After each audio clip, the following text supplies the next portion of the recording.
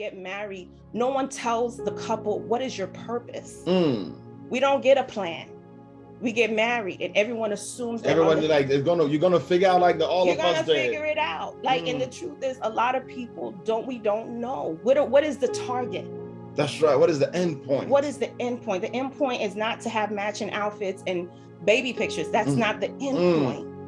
That's a byproduct. That's not the end point. That's not the goal. That's right. But God has a divine plan for purpose for that marriage. And the enemy is using all types of limitations. He's using all types of antics to divide that bond, to break that bond. And so if you're a young woman who's not married yet, you know, this is what is at stake. So whenever you're married, you don't compromise. You don't compromise, because whenever you get married, nobody is going to call you. To this day, no one who nobody. Is what? Like they knock your head into the marriage. Nobody.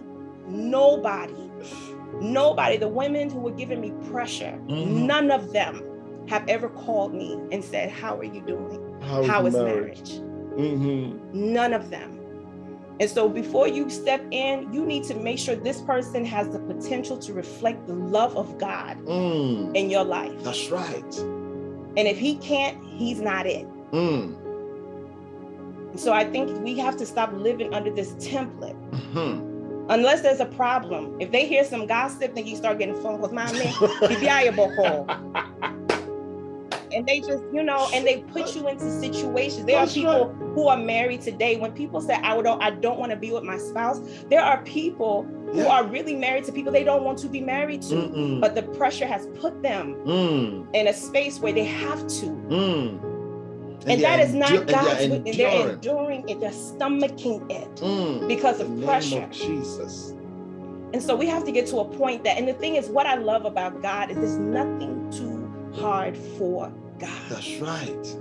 God can change all those stories all the way around. That's I believe that. That's right. But I think it's important for us to stop putting that pressure, stop living up to other people's expectation.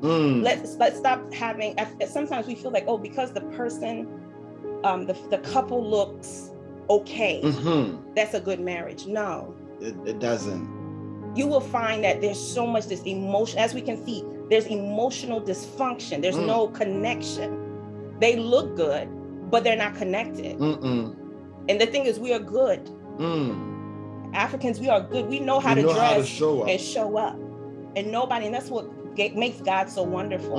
That even though there's so much drama, he just covers us. He sustains us. So sometimes you can't even see it. But we have to get out of that place where we're doing things for people, we're doing things for the culture, we're doing things for the church, and say, God, what is your will? Doing it for social media. God, what is your will? What do you want us to do? How are we supposed to connect? How can I love him more? What does he need from me? Let me be the woman he needs me to be. You know, we can't do, you can't, and just getting by. That's right. That is not God's will. The thing is, that's not God's will for you. That's right. God's will for you is abundance. Richness. When you as a wife, God's will for you is the abundant life. That's right. And nothing, you're not lacking anything. That's right. You are fulfilled to your core. Yes. That is God's will. That is God's gift to godly marriages.